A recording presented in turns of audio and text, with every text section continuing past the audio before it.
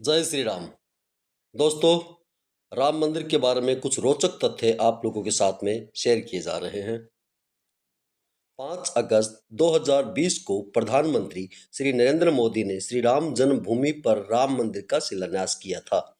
भारतीय समाज के लिए कई मायनों में ऐतिहासिक है, क्योंकि पिछले 500 वर्षों से हिंदू समाज श्री राम मंदिर भूमि के लिए संघर्ष कर रहा था। आइए इन 20 बिंदुओं के माध्यम से श्री राम जन्मभूमि के लिए हिंदू समाज के सतत संघर्ष की वीर गाथा को समझने का प्रयास करते हैं।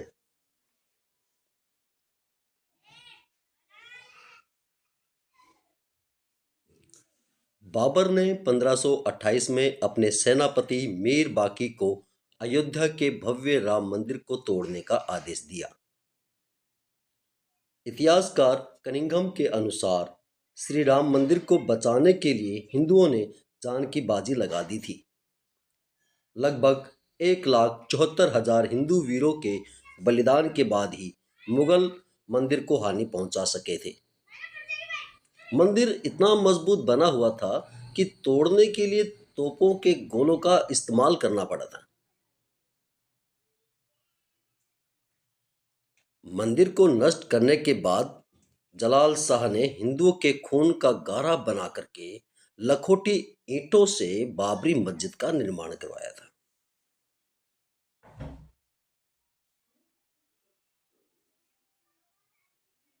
भीठी नरेश मेहताब सिंह को जब मंदिर पर आक्रमण की जानकारी मिली तो उन्होंने बद्रीनाथ तीर्थ यात्रा रद्द कर दी थी और सैनिकों के साथ मीर बाकी से जा भिड़े थे।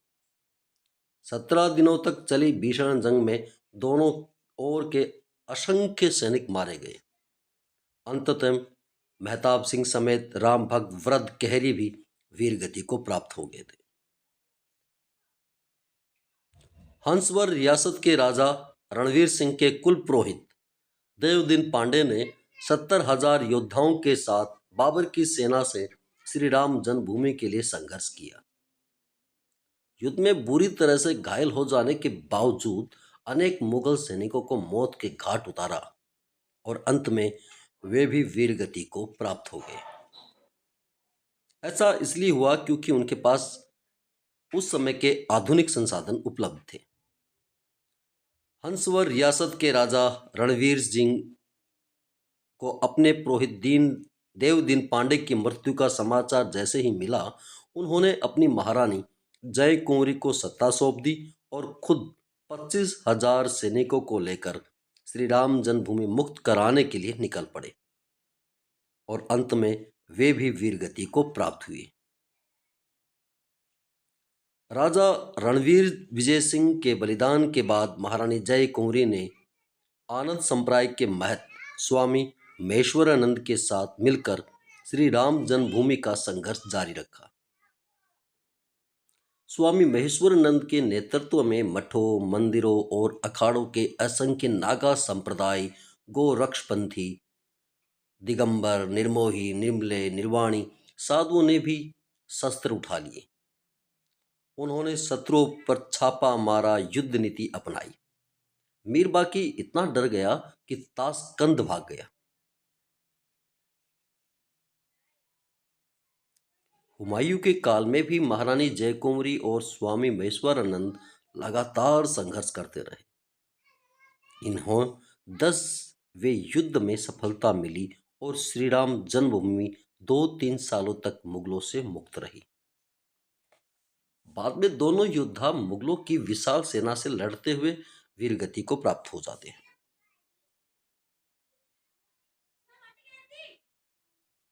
अकबर के समय कोयम्बतूर से आए रामानुजन संप्रदाय के स्वामी बलराम आचार्य ने श्री राम जन्मभूमि को मुक्त कराने के लिए 20 युद्ध लड़े। बाद में बीरबल और टोडरमल की सलाह पर अकबर ने वहां एक छोटा मंदिर बनाने की अनुमति दे दी। शाहजहां काल तक उस मंदिर में निर्विघ्न पूजा होती रही।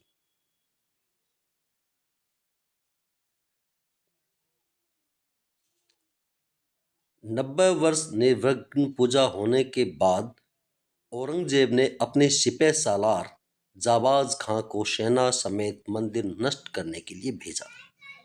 अयोध्या में अहिल्या घाट पर परशुराम मठ था और वहां बाबा वैष्णव दास रहते थे। उनके साथ चिमटाधारी साधुओं की एक विशाल शिष्य मंडली भी थी। उन्होंने चिमटों और त्रिशूलों के साथ मंदिर की रक्षा करी और जाबाज खां को उल्टे पांव भागना पड़ा। औरंगजेब ने दूसरी बार सैयद हसन अली को अपनी विशाल सेना के साथ मंदिर को नष्ट करने भेजा। बाबा वैष्णव दास के समय रहते गुरु गोविंद सिंह जी से संपर्क साधा। वे सेना समेत मंदिर की रक्षा के लिए अयोध्या पहुंच गए। उन्होंने साधु सेनाओं के साथ मिलकर के मुगल सेना को धूल चटा दी। हसन अली शहादतगंज के मोर्चे पर ही मारा गया।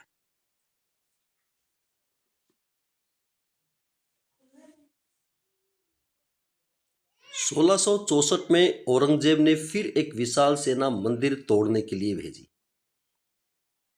लेकिन तब तक गुरु गोविंद सिंह जी भी लौट चुके थे और मुगल सेना ने चबूतरे पे बने लघु मंदिर को तोड़कर गड्ढा बना दिया, लेकिन श्रद्धालु वहीं आकर के पूजा करते रहे।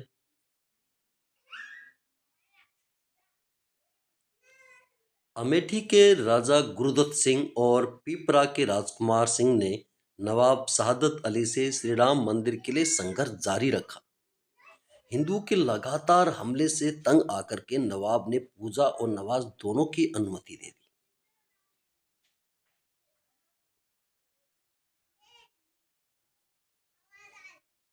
आजादी से पहले एक अंग्रेज सिपाही अब्दुल बरकत ने फैजाबाद जिलाधीश के नायर के सामने बयान दिया कि 22-23 दिसंबर 1941 की रात करीब 2 बजे उसने मंदिर के अंदर हल्की रोशनी देखी है, जो बाद में सुनहरी हो गई। इसके बाद घुंघराले बालों वाले 4-5 साल के एक सुंदर बालक को देखकर वे हैरान हो गए। थोड़ी देर बाद देखता है कि मुख्य द्वार का ताला टूटा हुआ है और मस्जिद में हिंदुओं की भीड़ एक सिंहासन पर मूर्ति रख करके पूजा कर रही है।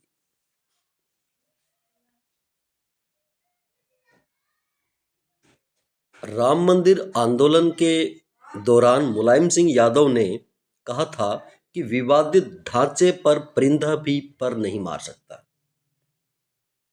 30,000 से ज्यादा सुरक्षाकर्मी अयोध्या में तैनात कर दिए गए, लेकिन कोलकाता के कोठारी बंधुओं ने मुलायम सिंह के दावे को हवा निकाल दी। 23 साल के राजकुमार कोठारी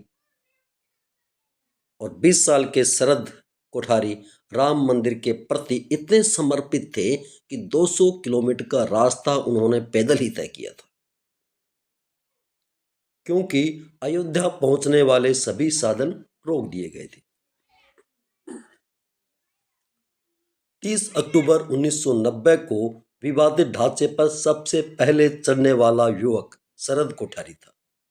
बड़े भाई राम कुमार कोठारी भी ढांचे पर चढ़ गया और भगवा ध्वज लहरा दिया।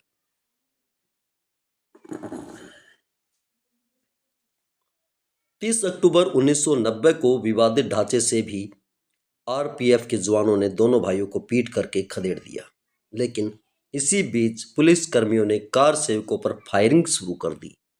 फायरिंग से बचने के लिए दोनों भाई लाल कोठी वाली गली में छिप गए।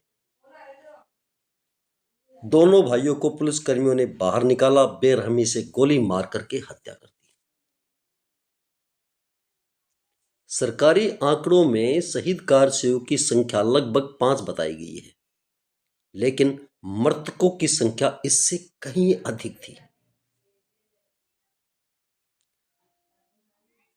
श्री राम मंदिर के पक्ष में सुप्रीम कोर्ट का फैसला आने के बाद अयोध्या व आसपास के 105 गांवों में सूर्यवंशी क्षत्रिय परिवारों ने 500 साल बाद सिर पर पगड़ी और पैरों में चमड़े के जूते पहनकर अपने प्रण को पूरा किया। दरअसल इनके पूर्वजों ने 16वीं शताब्दी में मंदिर बचाने के लिए मुगलों से युद्ध लड़ा था, लेकिन वे युद्ध हार गए थे। बता दें कि ठाकुर गज सिंह के नेतृत्व में मुगलों से जंग हुई थी। इस जंग में ठाकुर गज सिंह हार गए थे। हारने के बाद गज सिंह ने श्री राम जन्मभूमि पर कब्जा होने तक पगड़ी व जूते न पहनने की प्रतिज्ञा ली थी और इसी प्रतिज्ञा का पालन उनके आने वाली पीढ़ियों ने भी किया। श्री राम जन्मभूमि के लिए हिंदू समाज ने 78 धर्म युद्ध लड़े, जिनमें 3,50,000 से ज्यादा हिंदू वीरों ने अपने प्राणों की आहुति दे दी।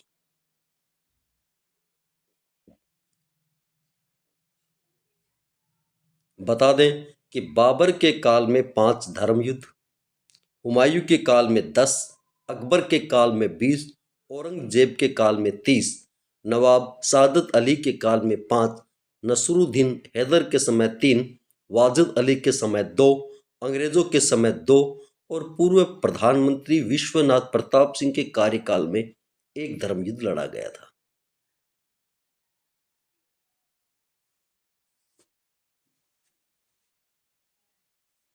5 अगस्त 2020 को प्रधानमंत्री नरेंद्र मोदी ने श्री राम जन्मभूमि पर राम मंदिर के लिए शिलान्यास किया था। इसके साथ भव्य श्री राम मंदिर की नींव पड़ी थी।